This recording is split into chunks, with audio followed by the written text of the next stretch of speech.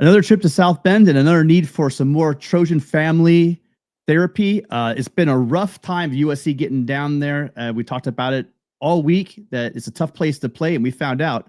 Ryan and I are going to talk about South Bend, talk about where we are as a program, all that. Your calls coming up next.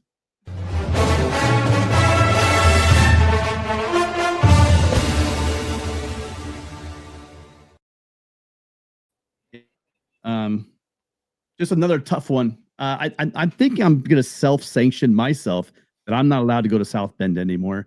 Every time I go to South Bend, it rains. Not that that's say they knew it rains pretty much every day, I think, there in the fall. But another Trojan loss. USC coming up short on the short end of a 34-24 game where it seemed like Notre Dame couldn't stop USC's passing game and USC could not stop Notre Dame's running game. I told you guys that Love and Price were for real. That wasn't a secret. What I didn't know is that our defense was kind of going to revert back to these explosives and allowing these long runs to happen. All of that was a little bit rough to take. I got to tell you, it was a long trip, Brian. Long trip out there. Got to meet a couple of parents at the airport. That was really great. But overall, not my favorite place to travel to as well. The people are great. I can't tell you guys. Anyone from South Bend's watching, the hospitality in South Bend, especially the volunteers, all the volunteers there at the stadium, Ryan, is top notch, class act people. But man, USC cannot get out of their way when they go to South Bend, Ryan. Yeah, I mean, I was there 2 years ago. So were you there 2 years ago also? I was not. I know Gabe was. I did not go to that one. Okay, so I was there. And we looked better this time than that time. Still got the loss, but at least it was competitive. That one was over, before 5 minutes into the first quarter. But yeah, it's credit to Notre Dame. They were tougher in the trenches. We'll get into all of it, and I've done some reactions as well, so I'm sure some of you have heard my thoughts. But I mean, anytime you give it 300 yards on the ground, it's gonna be tough to win a football game. So it's unfortunate because how good this team looked against Michigan, kind of debunking a lot of those narratives, really reverted back to our questions in this game. So now they got to answer those questions again. And we just need to know if this team can be physical in the trenches, can stop the run, can run the ball in difficult situations. And they'll have an opportunity, obviously, against Nebraska on the road again, 4:30 NBC again in 2 weeks. But yeah. Tough one. We'll get into it. Hopefully all you guys call 888-997-4539. This is a Monday night vent session. We'd love to hear all you guys call in and chat. But Tim, I haven't asked you really since being there. I know you had a wild just travel schedule. How was the other than the loss, and I know you mentioned the hospitality, but just how was the experience? How did you enjoy South Bend? Or did you at all? You're on mute, unfortunately, but I can't wait to hear it. My bad. I'm trying to screen call at the same time. If we have a call, we'll get to it right away. So yeah, it's not the greatest. A lot of these college towns, it's not like rolling into LAX, and be able to come to USC. I mean, something about traveling in the Big Ten as well. It's not. I mean, it's not Wazoo. It's not like Corvallis. It's not like that kind of thing. But it is pretty tough to get to, and planes, trains, and automobiles. It just felt like the trip is so long. The turnaround. I mean, we don't get the chartered flights like the players get. So I think this definitely, though, going forward, I thought I cheaped out a little bit and I took a layover. I never do that. I mean, I always go just a direct flight. And this one I didn't, and I paid for it. I got that bad luck. I have to pay for a direct flight. Otherwise, something's going to happen where there's going to be delay for my connecting flight. So I'm pretty much over it, to be honest with you. But listen, the people I can't get over it enough. I love going. This is why I wish I was going to Nebraska. I don't know, Ryan, if you're going to Lincoln, but the fans that came out from Nebraska, it's the same thing. You get these fans on the internet. They're not the same people that you see in person. Mm-hmm. And you're just blown away. Like I guarantee you guys, when the Iowa fans come on out here, you guys are going to enjoy them as well. But it's just something about the fan bases where you see them in person. And I put Notre Dame at the top of that list. Mm-hmm. In the fact that online, rough as hell. There's some, every fan base has them, but there's some rough ones in Notre Dame circles. But you get in person and it's just something special. But Let me fix this phone line. I want to hear your thoughts about really quickly. If we can move away from that part of travel, I wanted to hear what your thoughts were on. We were all very high on the defensive staff moves we had. To this point now, I've kind of kept my my reservations about thinking, okay, the linebackers are young, but I'd love you. You're a big NFL guy. I want to hear you talk to me about what's going on with our linebackers and Ryan coaching them, because I wasn't very happy. I rewatched the first half of this game, and there was a lot wrong with the run fits, and Lincoln Riley addressed that right away. But it wasn't just him. There were a couple of plays where the cornerbacks were overrunning plays. It just seemed like the defense played really undisciplined, which led to 300 yards on the ground. Yeah, I mean, I think one of the biggest things, and I'll just be quick. So you said there's a caller waiting? I'm having a problem. That's what I'm trying to fill for me real quick. Perfect. Okay, cool. Then I'll fill till you tell me to stop. Yeah. I think one of the, because you're okay. So I'll say this: Rob Ryan's a phenomenal coach. I've seen some comments, which we'll get to a lot of comments, talk about Matt Entz. I was a huge Matt Entz guy. I think that was a big loss. But I don't think people should start to be like, oh, this is a mistake with Rob Ryan. Rob Ryan is a historic, potential Hall of Fame defensive mind and coach. And obviously from NFL to college is a little different in terms of coaching and what you're allowed to do and stuff like that. But he knows how to coach the linebacker position. Let's not just think that he's like not coaching well. Obviously, there have been growing pains with this young room.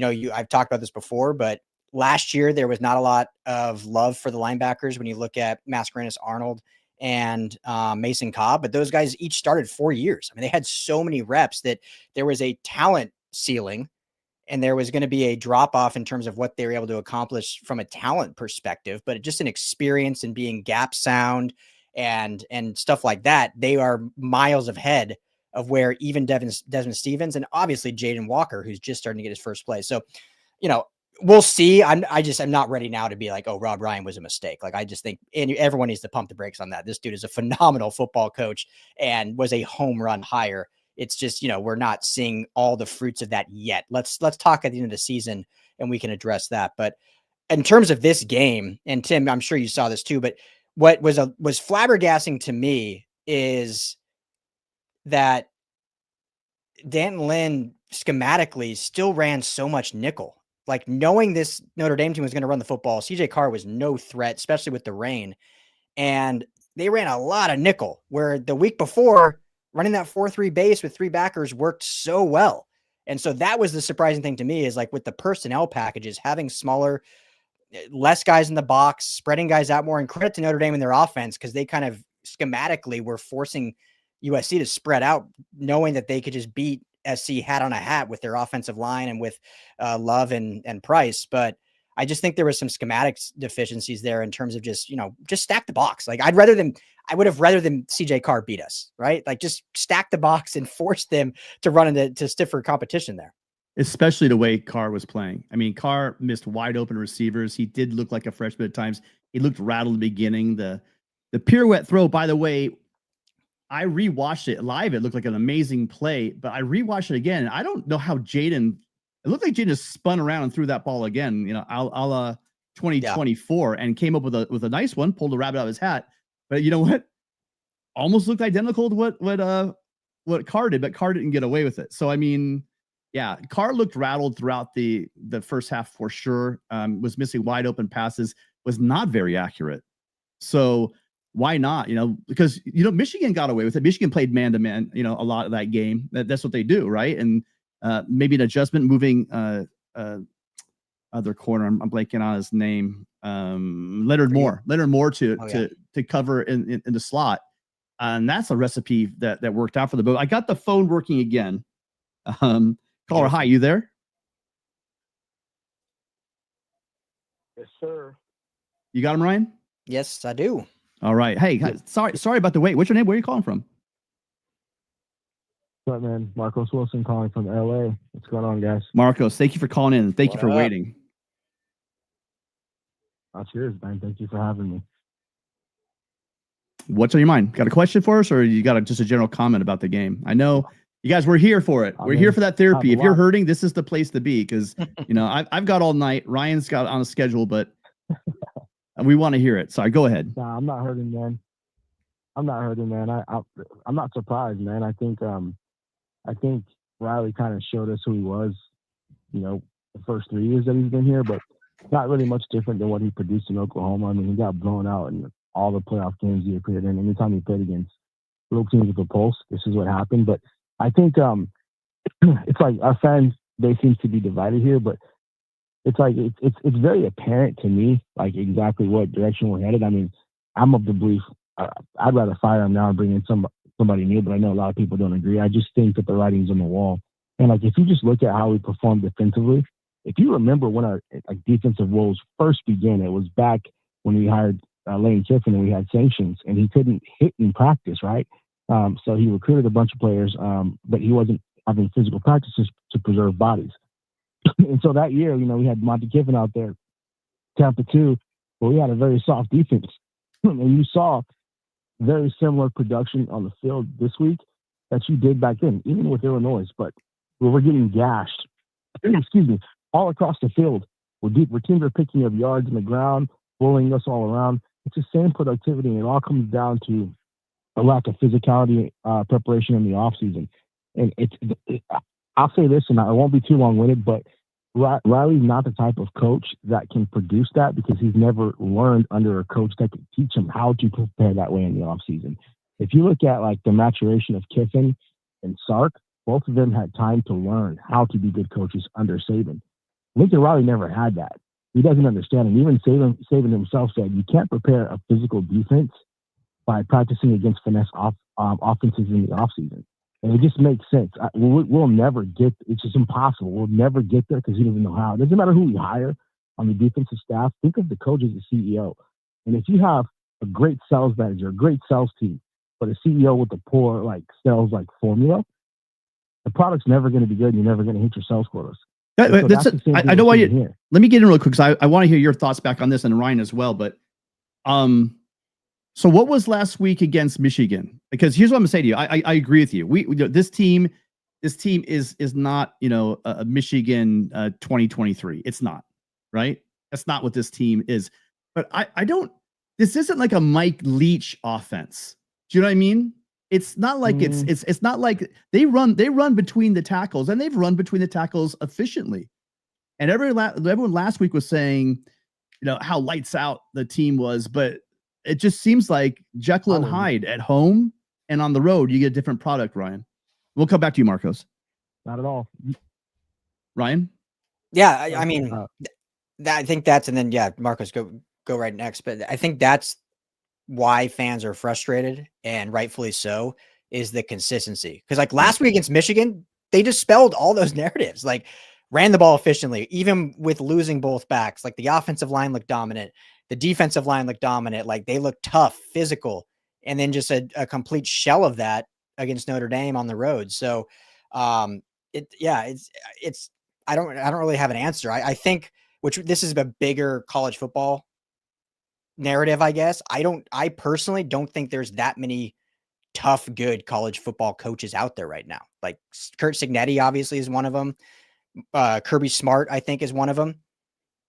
There's not a lot more after that. Marcus Freeman, remember, was 0-2. They have right now 0 top 25 wins. I know they just beat USC, but USC is not in the top 25. So everyone's talking like Marcus Freeman's the hand of God right now, which he just handed it to USC. Kudos. But 3 weeks ago, he was oh, is he even going to be retained by Notre Dame? College football right now is just such an interesting place and just so different in terms of coaching. But Marcos, go ahead. Keep going. Kyle Whittingham, baby. No. Yeah. I ready? No. But I like Kyle though. I like Kyle, but not at USC. Everyone's got to realize you can get the RKGs and you can bring those 2 stars up to 3 stars, but at USC it's different. If you want to get NFL talent, if you want to coach at this level of player, I'm just telling you, it takes a different skill set. I just don't think that you kind of you can't. It's not that you can't do it. It just seems like the guys that had the RKG, the closest guy to it was Coach Peterson, right? That guy's just a great coach, period. I think he's a great coach up at Washington. Mm-hmm. But I mean, in general, that's why I don't know if he would have worked here, because he's not going to be getting his kind of guys here. He's going to get kids that he needs to coach, who you can't coach up and say you get, these people are laughing at you. They don't respect you, blah, blah. That's not what you get here at USC. You get the cream of the crop. And I think that's where, I'm not saying it can happen, but I've seen situations like that. And then the other big name guys out there aren't tough guys. Like, I mean, Kenny Dillingham, he's never going to leave ASU unless it's for the NFL. But man, I would love to see, down the road when he gets seasoned a little bit. That's the kind of guy that's, another offensive guy kind of that you're going to talk about with Riley. But his offense, I understand that point you're making that with Saban.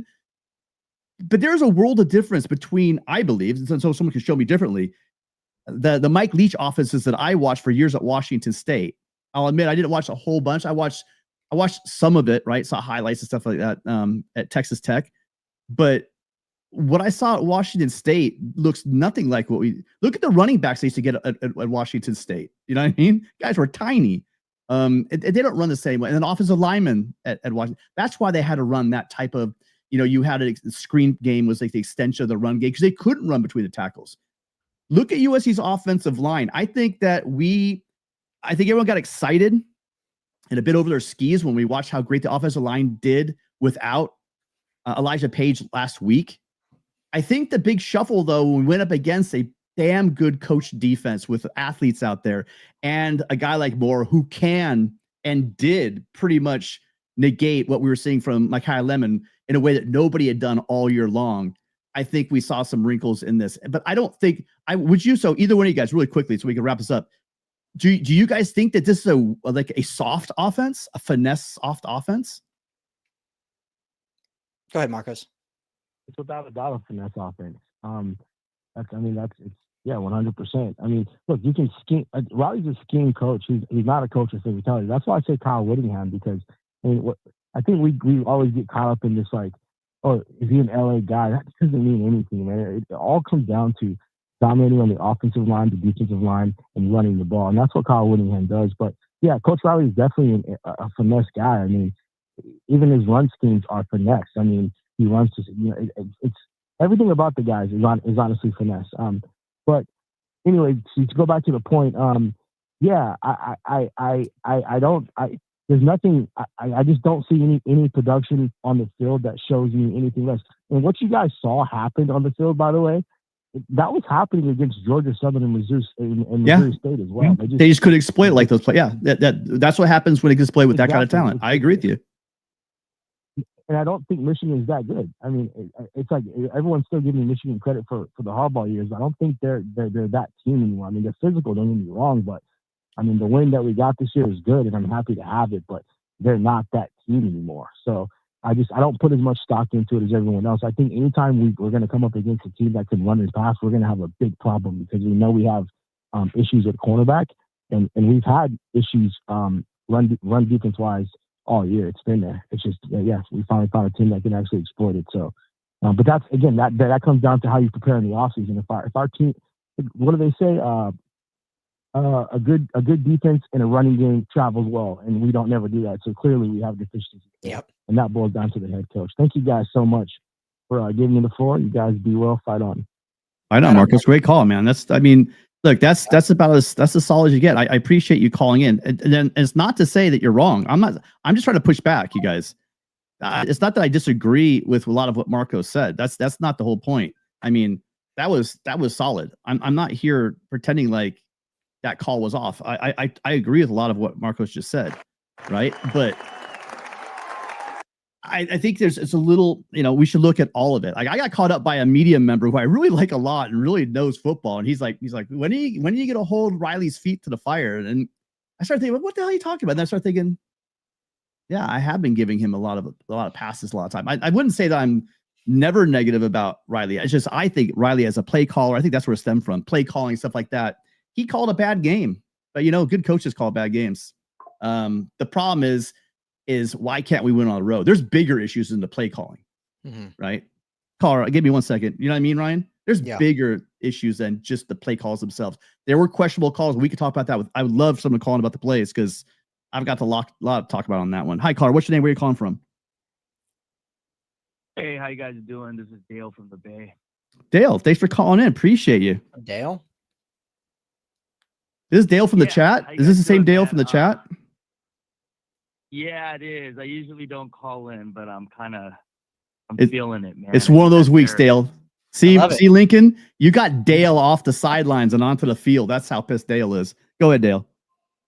Yeah, 100%, man. I was at SC when Matt Leinart was taking ballroom dancing, and I think that is what Maeva might need to take, ballroom dancing, get him a little bit more mobile. But the reason why I was calling is, yeah, I mean, there were definitely some bad play calls, and actually that's kind of why I was calling. But it was more big picture than I was thinking. Something that really kind of is irritating me is that, is getting the players ready. I don't know if this is culture, preparation, what it is, but what I'm thinking of is that Illinois game. When the season schedule came out last year, everybody circled that Illinois game. Yeah. I mean, we were thinking about that Illinois game last season. Not only that, but the media, everybody knew that this Notre Dame game was huge. It was playoff implications for both teams, right?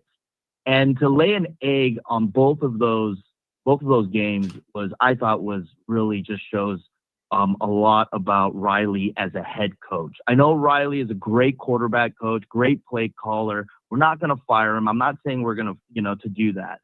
I'm pretty realistic about that, but I don't know if he's going to be the guy at the end of the day to take us to where I expect USC. And the reason why is, during that game, when I was watching that on television on NBC, there was a part, and I know this is just a moment, but there was a moment in the fourth quarter. The defense was on the field. The camera went on to Jacoby Lane. He was sitting there. They were down 3 points. The fourth quarter, he started yawning. He was yawning. He actually looked disinterested in the game. And I'm not blaming Jacoby Lane for that. I blame Lincoln Riley for that. I believe that I need them to better prepare our guys, and I don't think that he is doing that.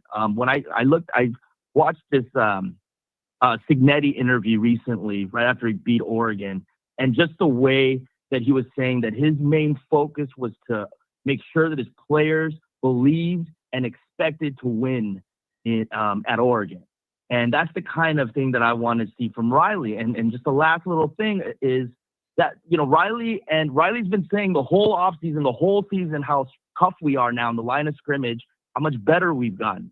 That play call on 4th and inches where he didn't trust us to just, I'm not sure he didn't trust us, but we didn't do the quarterback sneak. We didn't run the ball down. Yeah. We didn't trust the line. We ended up passing on 4th and inches.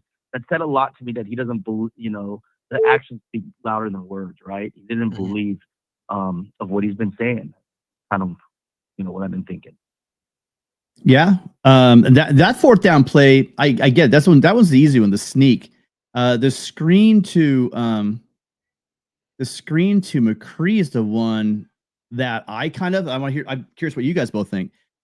Do you remember the 2-point conversion play that they did after USC went up? They did the 2-point conversion to Jacoby Lane, where Jacoby does that 360. Yep. They were playing on that play, by the way, and most of the game, they were playing man-to-man with Jacoby Lane on the outside. And on the play action, the linebackers bit. And so you could do you could have done, you could have done anything, but the way he posted up on that play, Jacoby Lane's going to have that all day long. If it's 3rd and 3 or 4th and 3 the rest of the year, I hope they're posting Jacoby up. And there aren't many corners in the country man-to-man that will be able to keep him at the goal line or 3rd and 4, 4th and 3. I mean, that should just be automatic unless they want to do something. I don't know you guys' thoughts on that, but yeah, that one was the rough one to McCree, and then not sneaking. I thought that's a no-brainer because your biggest running back is the guy throwing the ball, and he's shown in the past he can get his helmet up there and he could follow. You got Jean-Ray Reed. Is there a problem with him going in center with Reed? I mean, you guys, a lot of little things I don't know about, but it was curious why he did not go for the quarterback sneak, Ryan. That threw me a bit there. Yeah, that particular play, and then I'll get to more what Dale said. Dale, thanks so much. All I want to say, Dale, is like play the F out of those drums, Dale, to quote Step Brothers. That's all I want to say when I hear your name, Dale. But anyway, that play call, what I think was frustrating is, so they ran that has worked so well all season, right? The tight end goes in motion, kind of just keeps running after the ball snapped. Jaden Maava rolls out with them. I mean, they've converted that every single time they've tried to run it, whether it was a fourth down situation, whether it was a goal line situation. But knowing how this game was going and knowing how tight of man coverage, which is that play works against zone, it's not going to work as well against man because a guy's following the tight end. And so I think Lincoln Riley, and we can talk more about this, but I think he is a great play caller. Obviously had some miscues here, but that was just one of those weird lapses of like, that's very common sense. Like knowing that play is probably not going to work against man coverage in a fourth down situation. When you have the size of Jaden Maava that can do a QB sneak, or you have Brian Jackson, who is a battering ram type of running back. Like, don't use King Miller in that situation, but Brian Jackson absolutely is a big body guy that can get it. Now, give credit to Notre Dame. They had been stuffing the run all night, so it wasn't like USC was running the football well. So I think that's a little bit that went into it. But just that particular play call, to your point, Tim, like if they're doing a man or a mesh concept and could have had Jacoby Lane one-on-one in that little spin, or even Mekhi Lemon in some sort of good route running and a 2-yard out, would have been better, I think, than what they were able to do. So, yeah, that was definitely frustrating. But Dale, I mean, I hear you. I mean, I think for me, in terms of just the Lincoln Riley thing, they've got to get the road. It's just the road games, right? It comes down to road games, and the coaches that can win on the road are the best coaches in college football.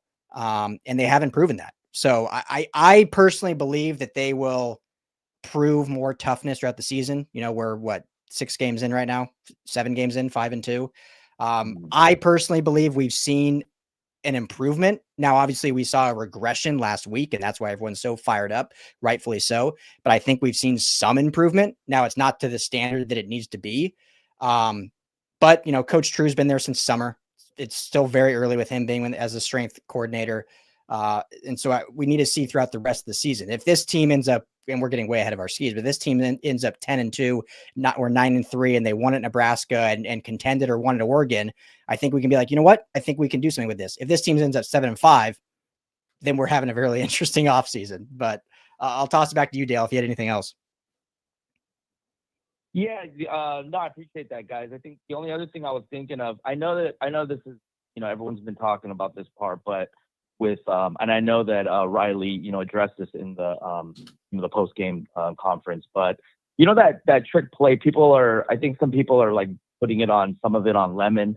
I just really put that on Riley because we're down 3. We have a great kicker.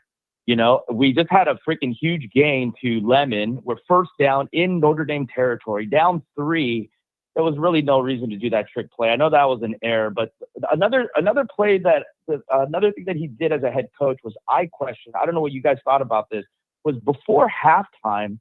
I know we had just got Maava just got sacked, but we had an extra timeout, and I didn't know, there wasn't that much time left to worry, and it wasn't like it was third down. I think it was like second down or something. I thought we could have at least tried to throw something downfield to get in field goal range before halftime, considering we knew that Notre Dame was going to get the ball back first. So that was something that I also wanted to know about. Yeah, I thought that too. Yeah, I was talking to one of their photographers, and I thought that as well. You had time. Why not? You're on the road, and they're getting the kick as well. So I thought that there wasn't a lot of time, but to try to get, with the way Ryan Sari's like kicking the ball, give him a chance, throw it down there, hand punt it almost if you can, just give him one shot, make a catch. I'm not sure. Did they have a timeout? I don't really know. But we had an extra timeout. I don't know if Notre Dame did. I mean, I would have liked to see them try to get the ball down the field because, they took the ball, which I liked, by the way. I liked that call. 1, because of the weather. 2, because I wanted to put the freshman behind the 8 ball. I tweeted that out. But anyway, short stories. Yeah, I wish they had tried to do something there, but you never know. Just like the trick play. Yeah, that trick play works. Everyone's celebrating it right now. You know what I mean? And he's not a quarterback, so people need to relax on all that. Why he fumbled it. coach him. He gets outside just to throw it away. He's out. I don't know. It's just a rough, throw it in the dirt, whatever. But to the fumble, it was just the worst timing. There was so much momentum, Ryan. Yeah. It's not like they were stopping us through the air as well. SC could not run a lick. You know what I mean? They're like 3.2 yards a carry, whatever it was, for the game. They were not doing, but they were putting up yards. They had 11 explosive plays, 9 through the air, 2 on the ground. So there was SC. It was like SC was bottled up in that game. It just seemed like it went back to that bag of tricks one more time, and it kind of backfired on them. But listen, thank you so much, Dale. You have anything else for us? I don't think we have Dale. Dale, you there? No, that's it. Appreciate you guys. I think I'm losing you guys the connection, but appreciate you guys. Fight on. Thanks for finally calling in, Dale. Appreciate we got you. Well, Lincoln Riley got you off the bench. Appreciate you calling in. That was awesome. Hi, caller. Yeah. What's your name? Where are you calling from? Hey, it's Russ from San Diego. Russ, how you doing? Good to hear from you again. Yeah, man. Good to be here. Just taking it all in. There's a lot to process. But I still feel like we're, as a fan base, we're like looking for the silver bullet excuse, which is Riley, right? I mean, it's like everything that goes wrong, offense, defense, special teams, it's always on Riley. And it's like, does this team look like the team last year?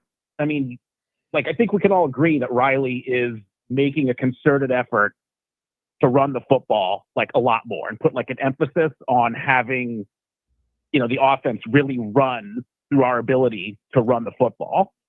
And to kind of just hear this narrative, he hasn't changed. He's the same guy. This team is totally different than the team was last year.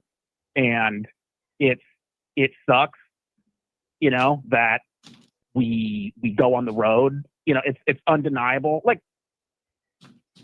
Yesterday's game wasn't the Washington game last year, where we were playing a defense that had a horrible rushing defense in Washington, and for whatever reason, he just didn't want to run the ball.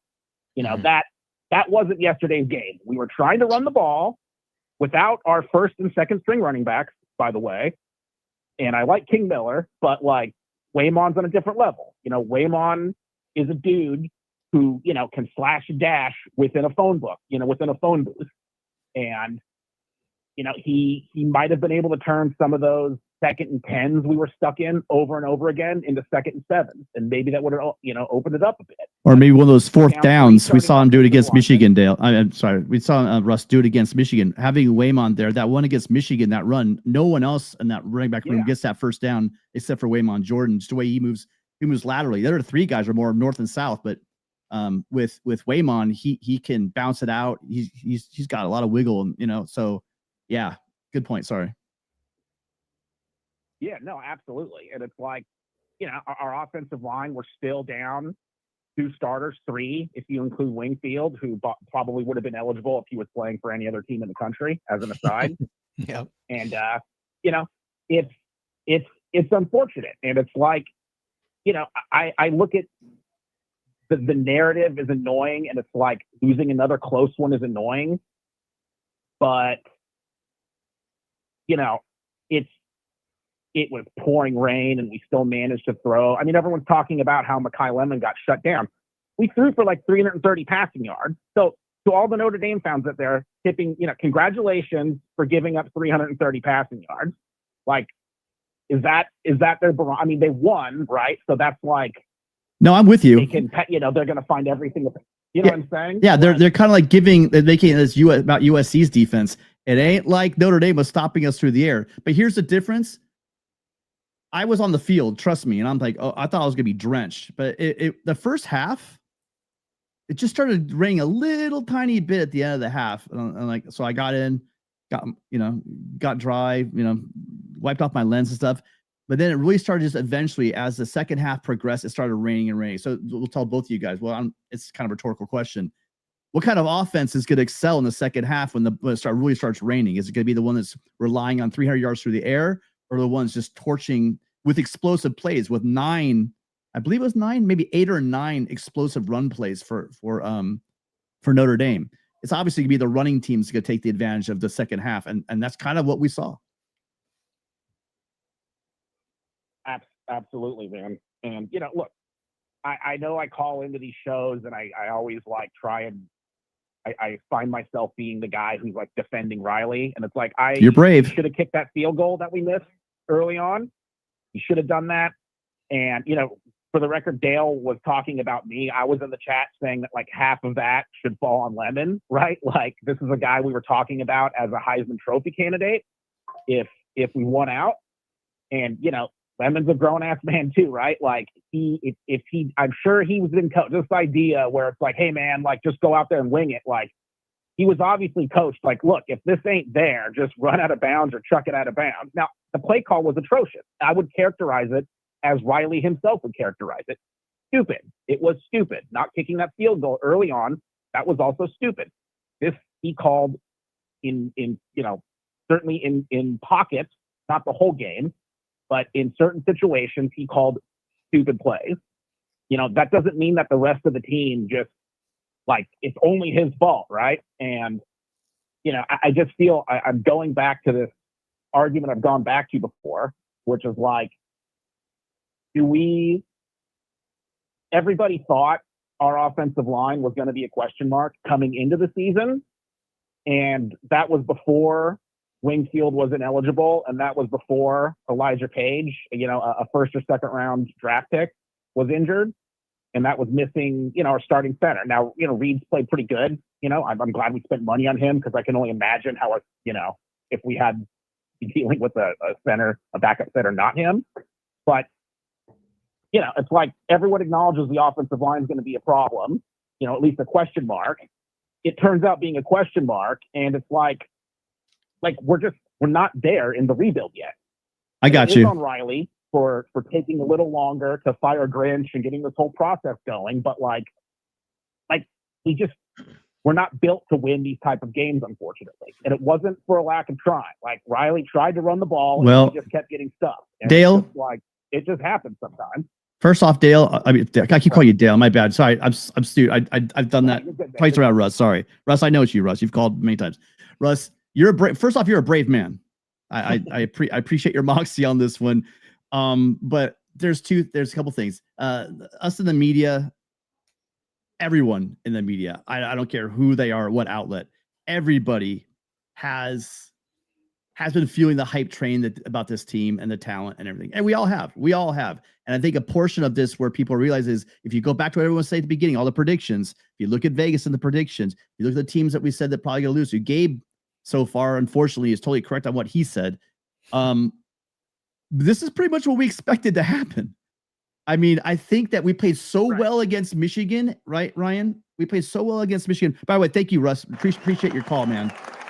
Excellent. Thanks, call. Russ. Thank you, Russ. Fight on, brother. The thing there is I think that this team is getting hammered pretty hard because they exceeded expectations with that Michigan game. Mm-hmm. They really did, in a lot of ways.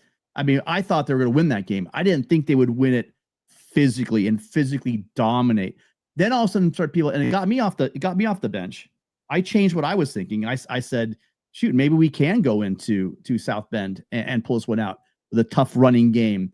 Mm-hmm. we can stop their running. They're running. I know that Haynes got hurt in that game, and Haynes is a great back as well. He got hurt early in that game. But I just thought that, what we did against Michigan, they would be able to not replicate that kind of dominance on the road against a better run game. Obviously, I talked about Price and Love in the pregame show, and I mean the preview show. But I just didn't think that we would be gashed the way we were. That's where I was wrong. And so I think that's where a lot of this fallout's coming is I think everyone's hopes were so high after that Michigan game that we knew these issues were here. And like a couple people in the chat have said, and I think it was Dale that brought up, I can't remember, the fact that, we haven't been able, or maybe it was Marcos was talking about the fact that, hey, look, this has been happening some of the lesser competition, Ryan. Mm-hmm. So the question, we lost our call. I don't know if they thought that. So call back, caller. You got 2 more calls. Call back. Sorry, I should have jumped in real quickly, but now we have a second, Ryan. A lot of this is a lot of the hype, because this narrative is playing out exactly how everyone thought it was going to play out. And all of a sudden it's fire Riley. This guy's a bum on our team. This guy can't play. Get rid of this assistant coach. When in reality, it's kind of playing out. And one thing people got to remember is Bowdoin's already been here. He's only been, he hasn't been a year yet. And they're building 2 really great classes coming that you could probably talk to, Ryan. Yeah. Yeah. I mean, ahead of the year, and this is, obviously things change, but ahead of the year, the most people would have said, hey, 9-3 is a great year. 8-4 we can live with. It's not acceptable at USC, but we can see the vision, especially with this new recruiting prowess with Bowdoin and his staff and yada, yada, yada. We could live with 8-4. I think where people get more upset, and rightfully so, is the way that they've lost the 2 road games, and the fact of just the defense being so malleable and so penetrable and whatnot, and not being able to really be physically at least coherent in a way in some of those. And I don't know the answer to that. Like I push back on those that don't want to see this coaching staff, and forget about Riley, like just the defensive staff in general, that these are really good coaches.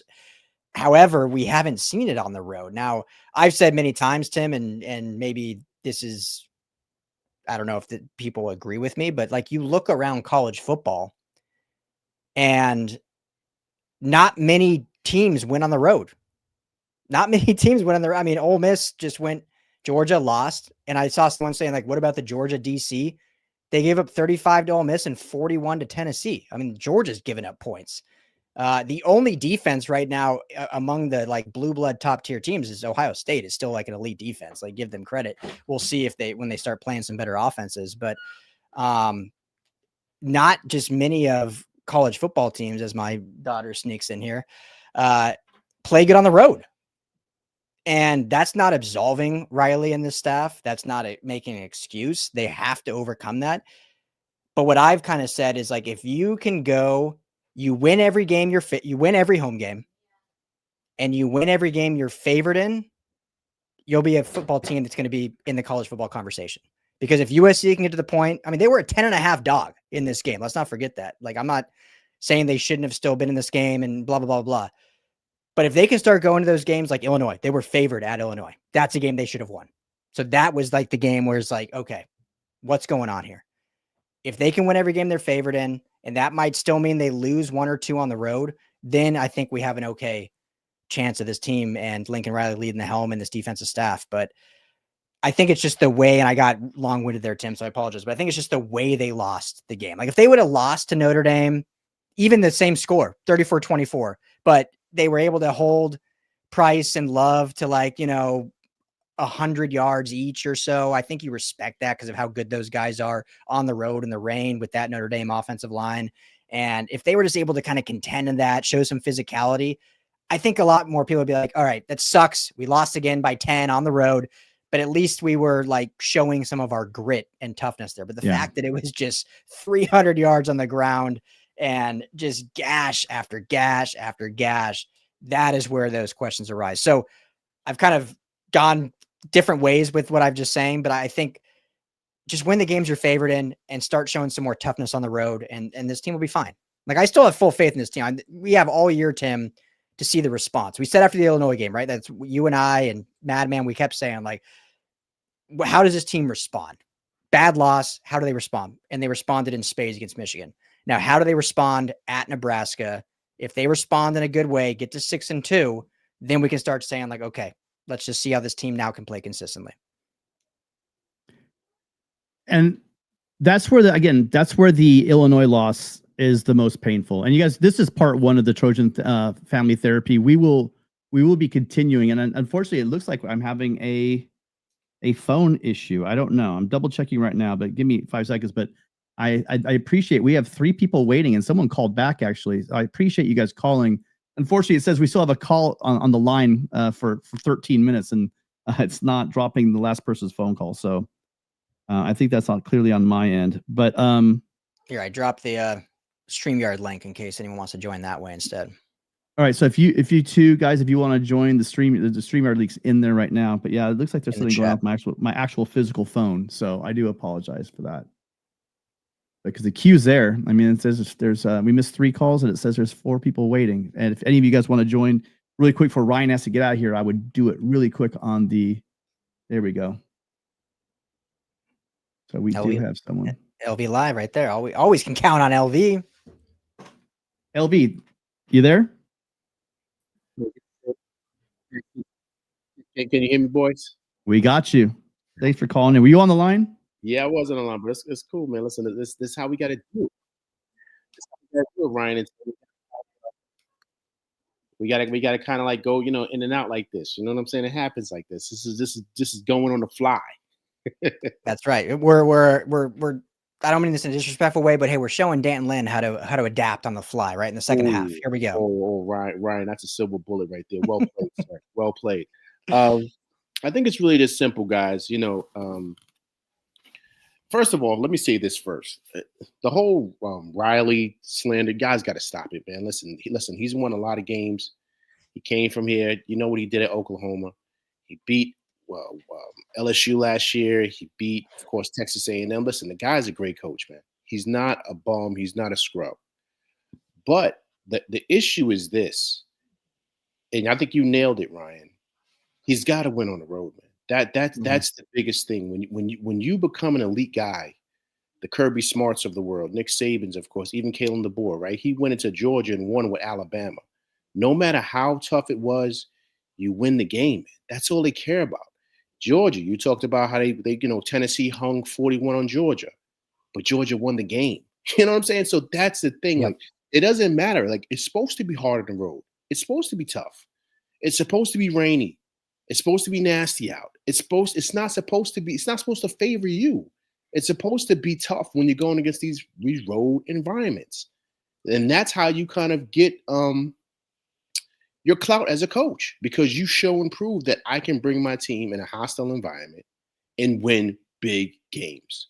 And I think that that's where the issue is with this whole Riley thing. I will say this. I think that we are exactly where we should be. We're 5-2, guys. This is not the end of the world. And we're in a great place. I think we beat Nebraska next week. And I think we have a very, very good chance of beating Oregon and Eugene. I think all these things are learning lessons. We have to take it as that, but listen, everyone knew the record was going to probably be 9-3 or 10-2. So we're right there where we should be. It's not like when we watch Notre Dame, yes, they ran the ball in the second half. Tim, to your point, it was nasty in the second half, the weather-wise. It's not like they were blowing us out. That's not what happened. We were up 24-21, guys. We were right there. Mm-hmm. It's just they made some more plays than we did. And so Riley, he knew, that reverse, that was a boneheaded play. You don't make a call like that in that weather. I don't care how many times you practice it. You just don't do that. You got to be able to make an adjustment like that. And the same thing like you stated, Ryan, which is great. Deanton and Lynn, if you realize they're pounding you guys in the middle, then you have to go to maybe a 5-2. You have to adjust to that. You go to a 4-4. Have, Kamari Ramsey drop down in the box. One safety. I don't know. Do something. But you can't, you know what I mean? You got to make adjustments. But I think you guys got to relax, man. Everything's going to be okay. We're 5-2. We're actually, everything is right. We're 5-1 in the Big Ten, guys. I mean, what are we? 4-1 in the Big Ten? Mm-hmm. You know what I mean? So we're right there. So we still just, everybody pump the brakes, man. Everything's going to work out. What say you boys? LV, always the voice of reason. Go ahead. You know what? You just took the words right out of my mouth. The voice of reason. I think LV, everyone got excited about the Michigan game. That's all I'm going to say. It's been a long time. We're thirsty for that win, in South Bend. I mean, it's just a fact.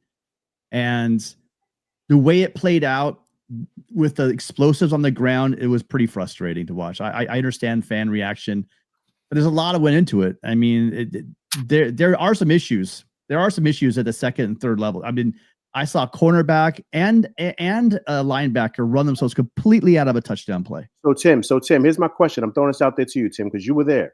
So Tim, I think my question also too is for you too, Ryan. Why don't I see more backlash with De'Anton Lynn and what he has not been able to adjust to? That's not a Riley thing. The offense has been rolling, right? Even down to running backs, even down our center. We still was rolling offensively. So Lynn was brought here to be a great defensive guy. I mean, even though we understand 1 year UCLA, we understand that he doesn't have enough history or background to really prove what he can really do. I understand that. But to me, he's got to take a lot of this brunt here, guys. You know what I'm saying? That's just my thing. Tim, you were there. Was he making any adjustments? What was he doing? To me, he's got to take more of the rap here than Riley. What say you, boys?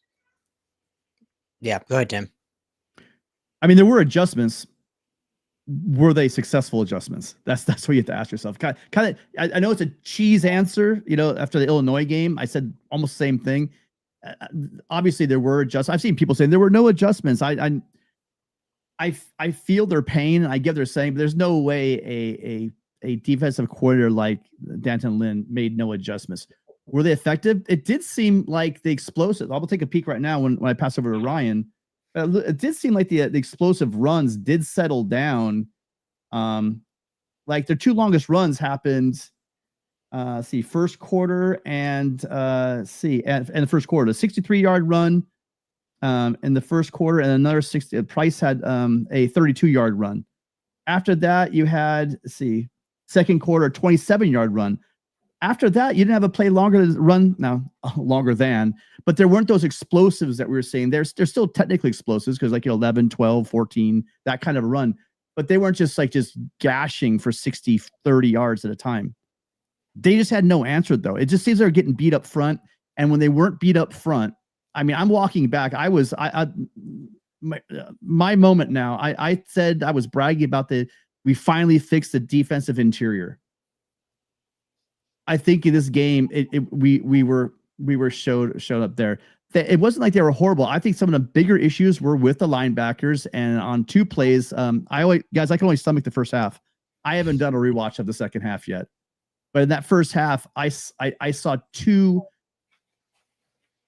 corners run themselves out of play where they could have been in the mix for a tackle, but they are way out of position, and so I just they're not coached to do that. That's sometimes you need to have your players know what they need to be doing and not play hero ball and really play disciplined defense and consistent. And that's the one thing that we have not a lot of discipline and not a lot of consistency when it comes to this. I've been saying it all season about, I just think that they don't seem that aggressive. I think Jensen Stevens early on, I said that he's just not really attacking the way I want to see him attack, in the run game, but I'm not pointing just at him. I mean, the linebackers in general had, a tough game at times, and they had no answers for them, and they were getting beat up front. So what's to do, LV? I think they got to go back to the drawing board, and I think they need to work on what their run fits are, is what they need to do. Right. So to me, so once again, right, to me, that sounds more like a De'Anton Lynn thing than now, of course, listen, head coach. No, you can't do that. It's not like De'Anton Lynn goes, hey, Lincoln, quiet, I got this. It's not like that's the situation. Right. Well, look, I'm a Giants guy, right? So we're dealing with this right now. You guys saw what happened to us the other day, right? Yes. So sorry, LV. Exactly, right? So I had a show last night. I had almost 1,000 people on it. They were going crazy. So listen, I know exactly what you guys are going to say. Everything's going to fall on the head guy. I get that. But I just feel like I just don't hear enough stuff about De'Anton Lynn. I don't hear enough of that. And I think, to your point, Tim, I think we got the big bodies up there. Why don't we see, Tim, Jarrett? Why don't we see Cody Pepe? Like, you go to a 5-2 if you realize, okay, we need some big bodies up there. That's why you have those guys. But I mean, I could be wrong. Listen, I just didn't see that. I'm seeing more 4 down linemen, and I'm seeing two guys stand up on the edge, Cameron Fountain and Lucas. When those guys need to be dropped down, and you're going to have to really go to a heavier set.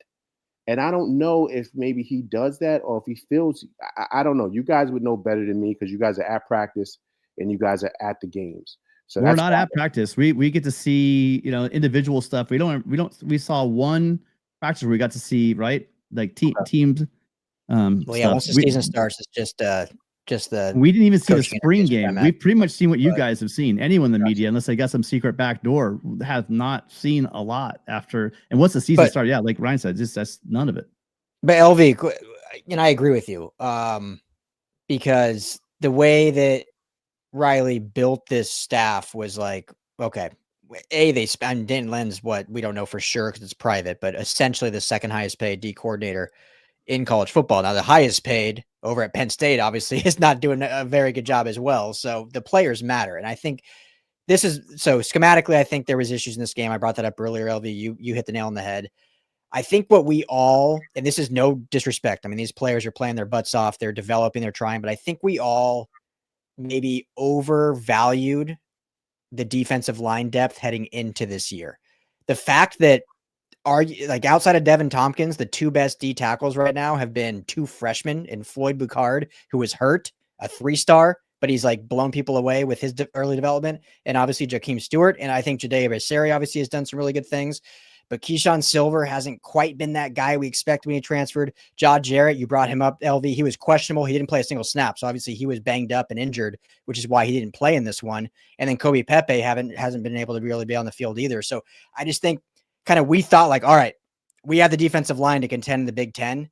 And it just hasn't quite lived up to that for whatever reason, whether it was guys are just too young. The depth is not as good as we thought, whatever it may be. That's been a big issue. And so I think as we see now continuing on this year, and this is where I'm with you, LV, and kind of like, hey, let's just see how this year goes. And maybe I'm being too positive, too sunshine, but you got Jadaea Becerra is a true sophomore. Jakeem Stewart, Floyd Boucard, true freshman. You've got Carlin Jones, a redshirt freshman who played sparingly last week when Boucard went down. We didn't see him against Notre Dame, which I was a little surprised about. John Jarrett's a redshirt sophomore, like young group. Like, let's see them with Henny for a full season, develop, and then see really where this group is.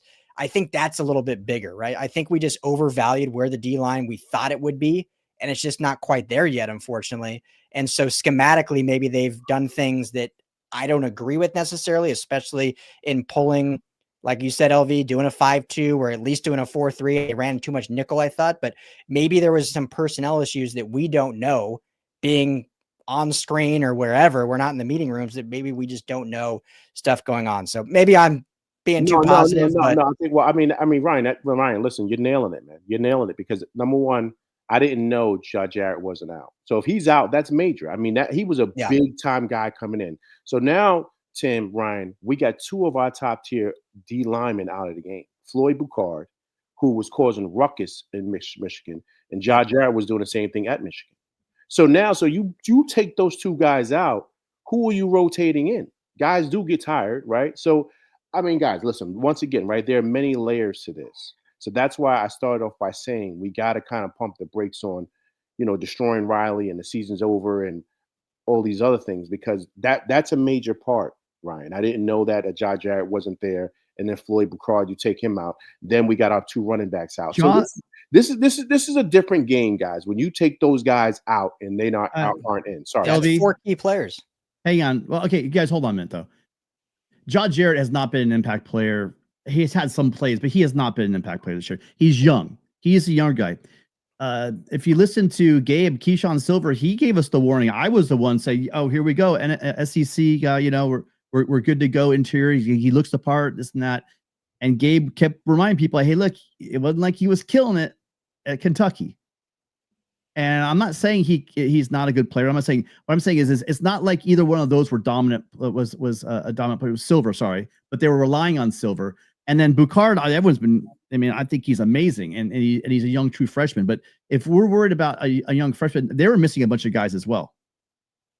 No, on there. So I mean, it's kind of like we can point to that, but realistically, this is year 4. And yes, I do understand that we are getting better, we are getting stronger. But I don't think that. I think I oversold, and a lot of people actually in the media and the fans oversold just how good our defensive interior is as a whole. Jadaea Becerra has been playing out of his mind, great, but he just struggled in this game. So maybe at some point we got to give a little bit of credit to Notre Dame.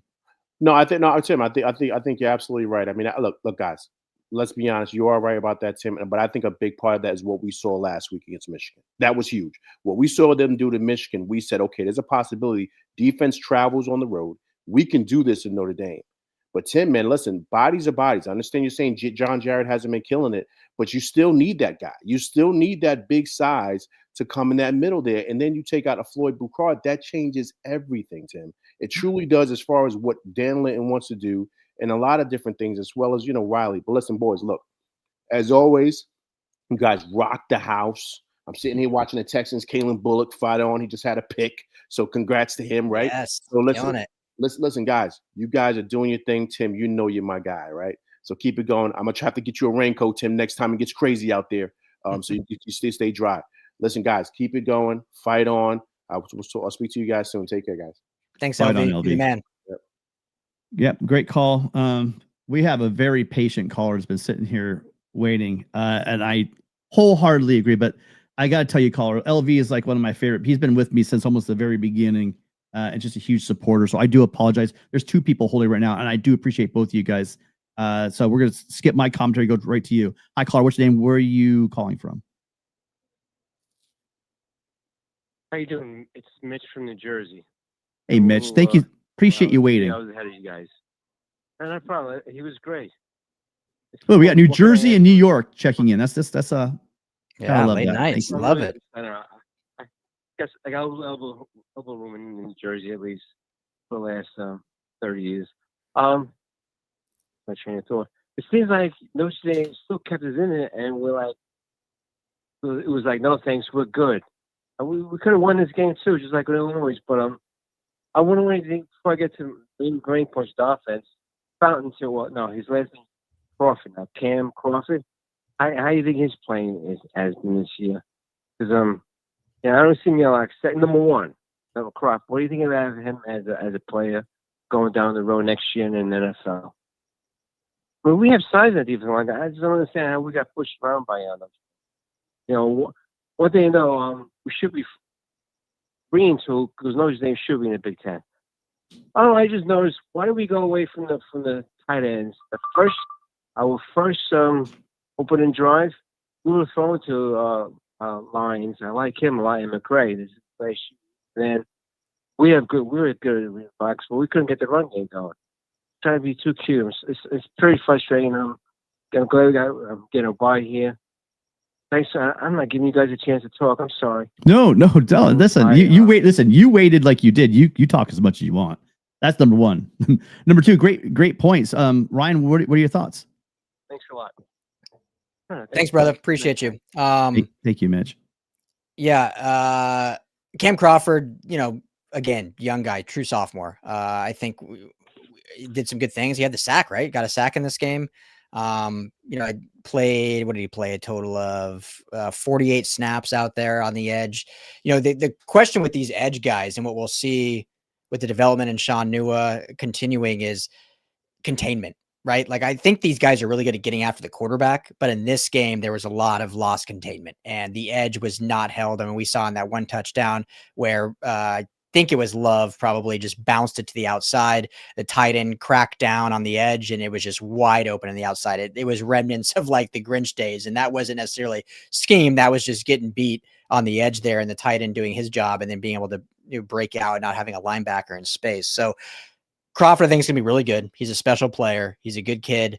Not one of his best games, but I do think, he's a true sophomore. So continued development, I think he'll be really good. In terms of tight ends, and then go ahead, Tim, and you can answer. I'm curious. I don't know if there was. Oh, go ahead. Were you going to say something, Tim? No. Go ahead. Sorry, you finish up. Walker Lyons is a star. I think Lake McCree is a super solid player. It did seem like they went.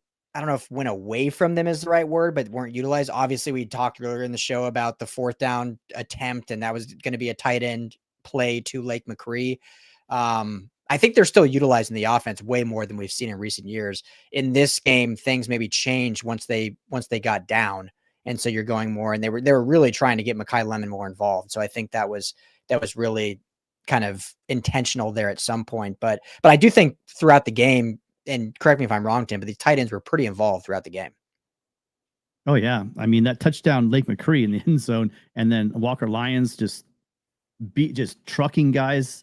Blocking was all right, but tragic at times. But that was the entire line. Getting back to the size thing that come up a couple times.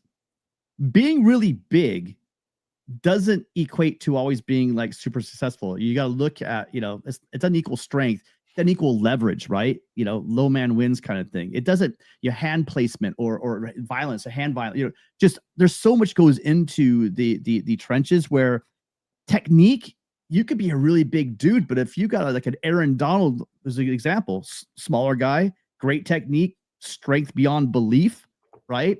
Got that bend. These are the things that the size is not everything. We want to think that.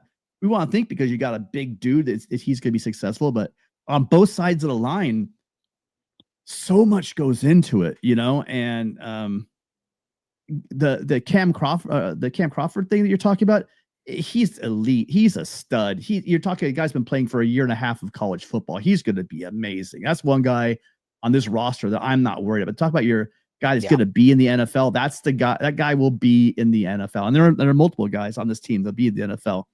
But Cam Crawford's just a stud. I love that guy. I love watching him. They weren't doing, they knew CJ Carr was struggling, and they kind of went with the only time that this offense struggles when they relied on CJ Carr. Really, this is a lot of just quick throws and Tim, a lot of running. Tim, sorry to cut you off. If Notre Dame would have lost this game, if USC would have won this, like if I was a Notre Dame fan, I would have fired that offensive coordinator in the tunnel because all they had to do was run the ball every play, and they still tried to like force throws. And as USC watching the guy, I was like, thank you for throwing the ball. Like, thank you. Like, what are you doing? Hey, that's the only time their offense stalled when they did that. What was it? Was it third quarter when Denbrock, like they threw the ball like 2 or 3 times or something like that? I can't remember. Yeah. And they had a couple 3-and-outs in that second half. I mean, it wasn't like USC had no 3-and-outs. They had a couple, but it was when they decided to throw the ball. I mean, I was looking, so they had just the 2 passing plays a game. No, sorry. Notre Dame had 1 passing play that qualifies barely as an explosive. They had a 15-yard pass. 1. That was their passing game. But unfortunately, they had 11 explosives, which means you have more than 10 yards on the ground. They had 11 of those, including a 63, 32, and 27. Why were they not running the ball? I mean, someone was saying like just run the ball the whole day. You can't. You got to keep the defense honest. So you have to throw the ball a little bit, but yeah, I'm more than happy with the way. I'm more than happy with the way that USC was able to stay in this game, given the fact that they could not stop the run. I mean, and like I said earlier, if you have a close game in the third quarter, USC took the lead, about 4 or 5 minutes left, right? In the third quarter, SC takes the lead. They're up by 3. The other team is trying to give it to them. They go down the field, score a touchdown, but then miss the PAT, which still makes it a 3-point game, and then misses another field goal later on. So USC had plenty of opportunities. Notre Dame was helping them out a lot. Notre Dame is a good team, is not a great team. People talking about Notre Dame to the playoffs. I mean, not with a quarterback, not with quarterback play like that. If this game was at the Collie, does USC win this game? If it doesn't rain the second half, there's a lot of ifs. The fact is they lost. The fact is that they got beat up and they were played undisciplined on the defense, etc. But at home, USC is a totally different team. I just like the reason why. I thought, right there you go. It's true. Notre Dame's 0-2 I mean, on the road. I mean, this game's at the Coliseum. I think USC does get the win, but it's not, and they got the loss, and they haven't won there since 2011. 100%. That's just the way it is. Yep. Got anything else for us? I think he hung up after asking. Oh, really? Because still says I have so something weird's going at the phone lines. I'm going to have to call up the this phone company, which is awesome. Old Time Warner. You got what? You got the retro Time Warner. Telecom? Oh, no. I'm not giving away my secret. This is a trade secret. This is actually a pretty good deal. And it does a call queue and everything. It lists the player. These are names, everything. So it's nice. Tells me who's on hold. Like it's the bad thing. It told me in the last hour we missed 6 phone calls. That means I talk too much, but what's new? But Speaking of Tim, unfortunately, I am going to have to bounce and get my daughter to bed. Are there any calls waiting? there's one call waiting, and I'm gonna grab it. I'll take this last call, and then I gotta bounce, and you can keep going if anyone has calls if you want to. This gentleman was waiting a long time, or I'm not sure. Actually, I can't tell, but I appreciate you waiting. Hi, caller. What's your name? Thanks for calling, and where are you from? He may have fell asleep on us. Call, you there?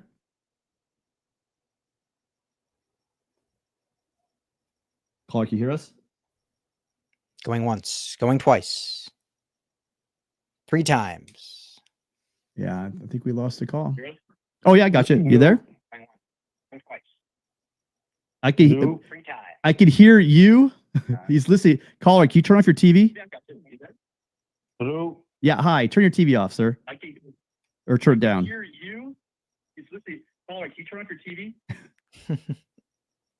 I hear Tim in the You're background. coming in weird. Yeah, could you just really quickly turn the volume down on your TV for us? That way you can hear us in real time. Hello. Hi, go ahead. TV's down. Got you. Okay, hi, caller. What's your name? Where are you calling from?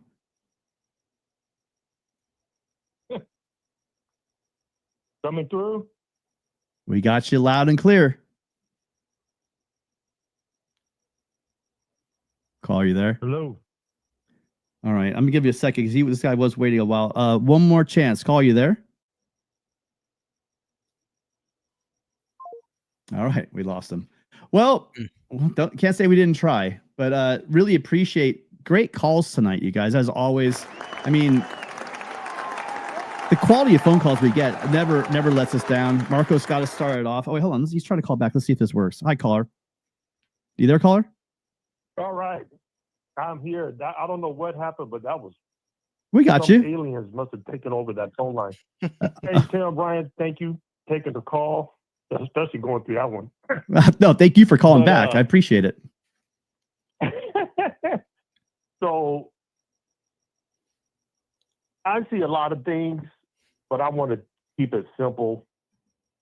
So when we're looking at what's going on, what I really don't like is it seems like an inability to be prepared for things that we should know are coming, like Illinois losing a big game the week before they play us. They're at home. It's the first game after a big loss. Like, that team is going to come out with a little extra. And will we be prepared to take that on?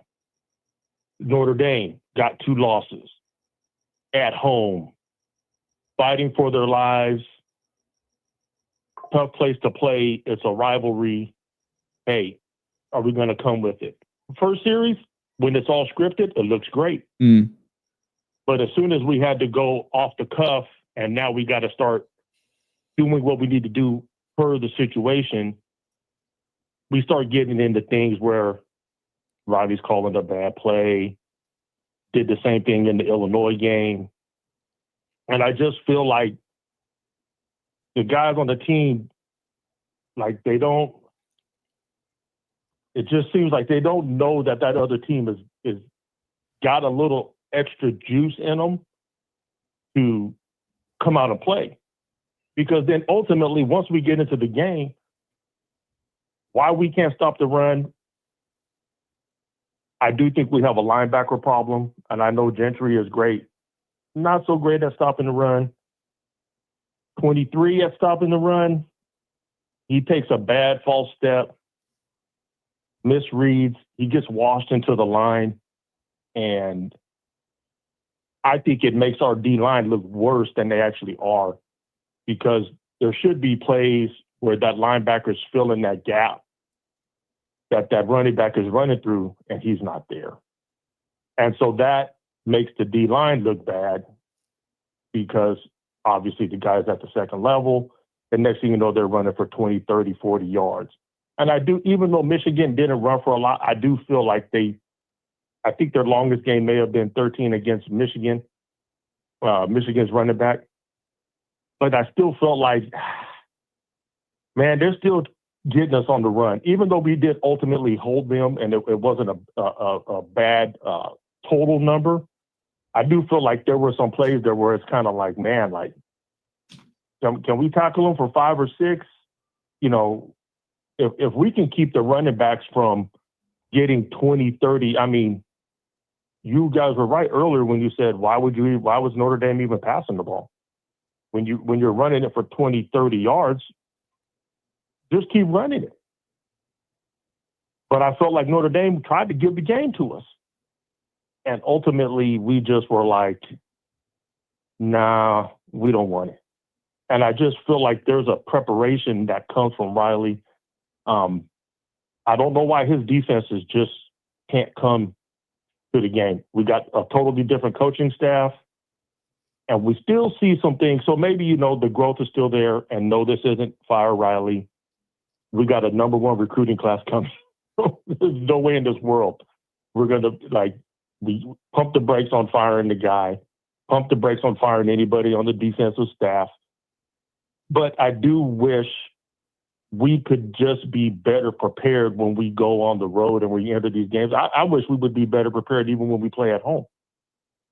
To just understand that, man, this is you play for USC and they're going to come get you. You're going to get everybody's best all the time.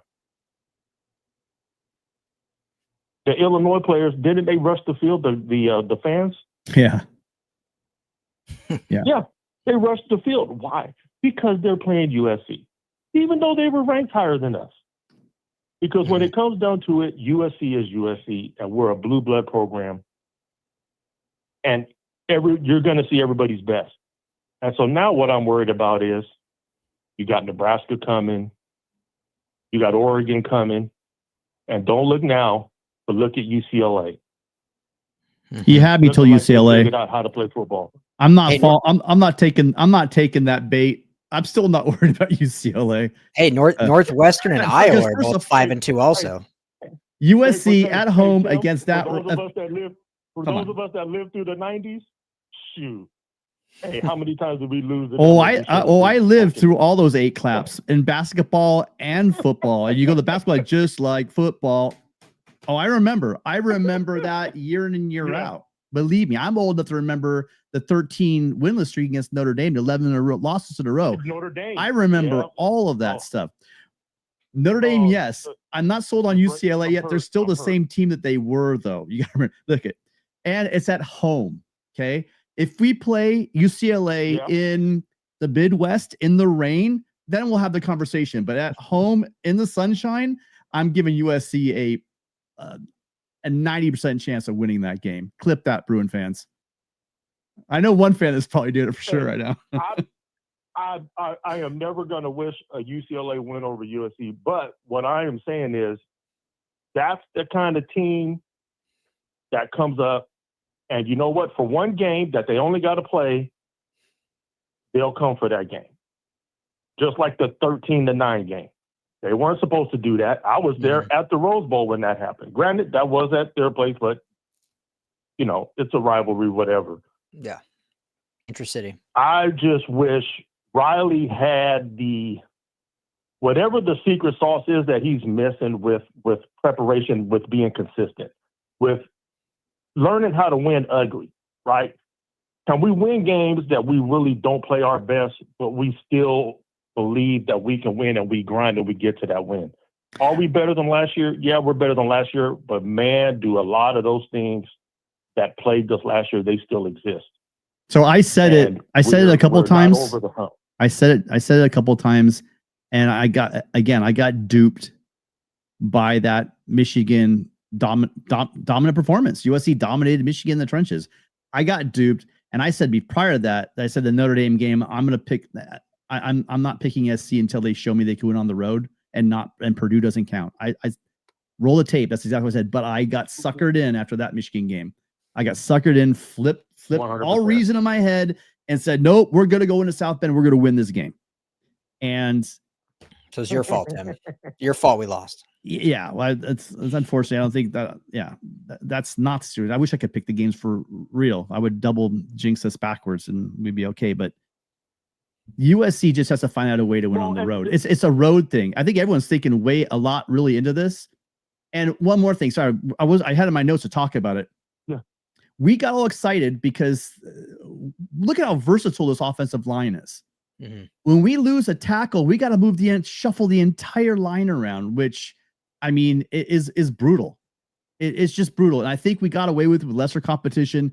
We're not going to get away with that with a team as tightly coached, as well coached as Notre Dame is, with the talent and size and just the strength and the maturity on that line. I mean, they were kind of small in the middle, which is surprising. But I mean, overall, USC, as far as the offensive line is concerned for Notre Dame, it was brutal. And until USC figures out how to win on the road, because that is a big thing. Jacoby Lane doesn't drop that ball at the goal line if we're at home. We know that. We see him making one-handed stabs all over the place. He dropped that one ball. We settled for 3. That's 4 points right there. He's sitting.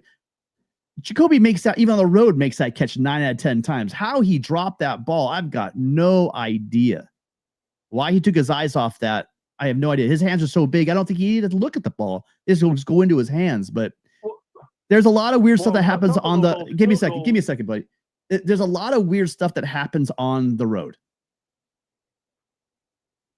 And it seems like I don't know, Ryan. I'm sorry, I didn't get your name, caller. What's your name? Oh, Tyrone. Tyrone. I don't know.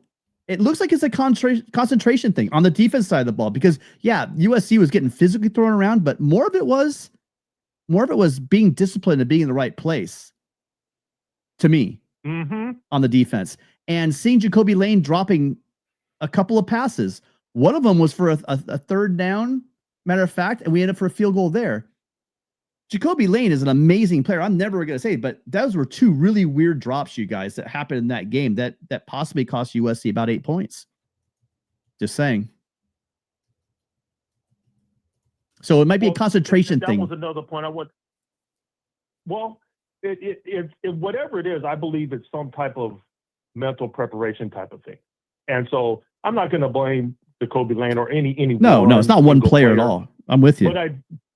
But I do believe look, if our offense, if we just take USC as the way they are, the offense is ahead of the defense, and it usually is most years anyway. But so if that's the case, yeah, you can't afford to kick those field goals. Not saying not to kick the field goals and go for it on 4th down, but saying, hey, we got to turn those field goal attempts. We've got to score on those. And you, Lincoln Riley, as the play caller, yeah, you got to be more dialed in and more confident in some of your more practice plays. You don't need to pull the trick play out that you only do once or twice during the week, every few weeks, to work on that play, whereas you're working on this other stuff consistently. And I bet they work on that every week, Tyrone. No, maybe they do, but they don't work on it like they do any other pass routes that they run, that they can be much more confident in doing and getting closer to, let's just say, let's do a run play, and then we can do an option route on 4th and 1. And we can do something that's going to actually get to the, because the one play where he threw to the flat, they did that little sprint out to the left, and then they did the sprint out on 4th down to the right. It was like, dude, you call the same play, but just to different guys. It's like, and we only needed 2 yards. So, I mean, so going back to Tyrone, going back to what you said about the trick play, again, that thing lands, goes for a touchdown, and everyone's screaming. That's just the way it is. They were ready. It seemed like they were ready. That's a disciplined defense. I said they're a well-coached defense. You saw those guys playing assignment sound football. They just did. They were right where they needed to be that entire game, and USC paid for it. But what pissed me off about that play is it wasn't like USC wasn't moving the ball through the air. Why do we have to trick them? Why not spread them out? Let our athletes make some plays, which I think we should have done. I did tell you they did a great job. I said it earlier in the game. Moore did a great job on Lemon. If anyone's still here and they want to check it out on Wednesday, Jamal and I will go more deeper into that because I got to get Ryan out of here, you guys. He's got a little one. He needs to go get to bed, and we're staying up late. But we don't have any more calls. I would have hung around, but I'm not keeping Ryan any longer. Tyrone, it was an amazing call. Appreciate you guys very much. Do you have anything else you want to say? Appreciate you guys. Thank you. Anything else, Tyrone? You good? No, I'm good, man. Yeah, man. Ryan, go take care of those kiddos. All right. All right. Thank you. Thank you so much, Tyrone. Appreciate you, Tyrone. Great calls all night. Really, I think I missed one call. I was trying to write them down. Sorry, I'm spinning a lot of plates. We had the phone issue. We do have a couple super chats we need to get to, but I do want to thank the stars of the show. That is not Ryan. You are awesome, but the real stars of the show tonight definitely are Marcos. Thank you for starting us off. Dale from the Bay, Russ from San Diego, LV Live. You know, you just know. Mitch from New Jersey and Tyrone. I missed one in there, and whoever you are, it wasn't intentional. I'm so sorry. I've had the phone go down twice. And I don't think I've still caught up with again, you guys, from now on, if you ever travel, don't go cheap. Don't try to save a couple bucks. I learned my lesson. I will never. That's all I do is go cheap. Spirit Airlines. I'm like the poster child of Spirit Airlines. I am. Those days are over. It's United and it's direct flight from now on for me. I'm just. Good for you. I might have to rob a bank. Maybe, can I have some of Dale's $5? I'm gonna put that towards my that towards my next plane flight. There you go. All for you. You can have all of it. Dale, thank you so much, man. I appreciate you being here. Thank you for the call. We finally got you off the sidelines, Dale. I hope you become a regular caller. Madman's gonna be with me here on Wednesday at 7:00 for the call-in show on Wednesday. Ryan will be back here tomorrow at noon. Is that correct, Ryan? Yes, sir. All right. And then it rolls on. I'm gonna keep calling you Awesome Gus because I just don't know yet your name. But Gus, whoever you are, thank you so much again for being here and in the chat and the super chat. Appreciate all of you guys. Appreciate all the cars. And what we never do, Ryan, you know what we never do? We never ask for any subscribers on this channel. We don't. Yeah. We're easy. So listen, guys, we're doing really good here. I think we're over I think we're coming up on 6,200 subs, which is truly awesome. Maybe more than, I don't know where we are. But that's 62. For the fact we never asked for any subs, I think that's a pretty good testament to my co-hosts and the callers and the content that Ryan's providing here. So if you guys do have a second, go ahead and subscribe to the channel. It just helps us to grow. We're doing 4 live shows at least a week. 5. That's right. The after the games. So we're doing 5 calls a week. You know, if you guys subscribe, it tells us that you guys are enjoying what we're doing, and we'll get more and more content out there. USC takes a tough one in South Bend. Nothing new, same old story. We thought this would be a little bit different, but remember, I keep saying it. Chad Bowden's hasn't even been here a year yet. Take a look at that class that they have coming in. No, the transfer portal. I overhyped the transfer portal. I don't think that we made the strides I thought we did in the offseason, but that doesn't mean this team is a pushover. This is still a very talented team. I still believe in the coaching staff. I know that they wish they could have had some calls back. I think Riley has to do some soul searching and figure out what the hell's happening on the road and play calling down the stretch. Yes, I am listening to you, the person that talked to me in South Bend on Saturday. There are some things that need to be cleaned up, but this program is definitely moving in the right direction. I mean, on that note, I think we all can agree. Hey, Tim, I'm never going to forgive you for being such a bootlicker. Never. But I'm going to keep telling you guys that this program is moving in the right direction. Believe in this program. I do think Bowden is making the acquisitions that are going to give us the advantage on the field. But I will say, we already have the talent advantage in a lot of these games, and that part then does fall on the coaching. And the fact that we cannot win these close games on the road, that falls straight on the head coach. It just does. And I would assume that he would agree with everyone when we say that. So, Ryan, any final words? I know we kept you up late. No, I mean, this is always a blast. Thank you, everyone, for hanging out. I know we had some Notre Dame fans in here. So I just got to say, all week, I had a ton of fun with the discourse and the back and forth with Notre Dame fans, whether it was on social or, I did like 20 videos last week. I feel like that's an exaggeration, but a lot of fun. I mean, the rivalry is real. For the most part, it was very respectful and clean. So, you got the upper hand this time. Hopefully we get to do this again. Let's hope. But yeah, this was a great show as always, Tim. Thanks for rolling. And yeah, I'll be back tomorrow at noon. So see you all tomorrow at lunchtime, those that want to come hang out with me.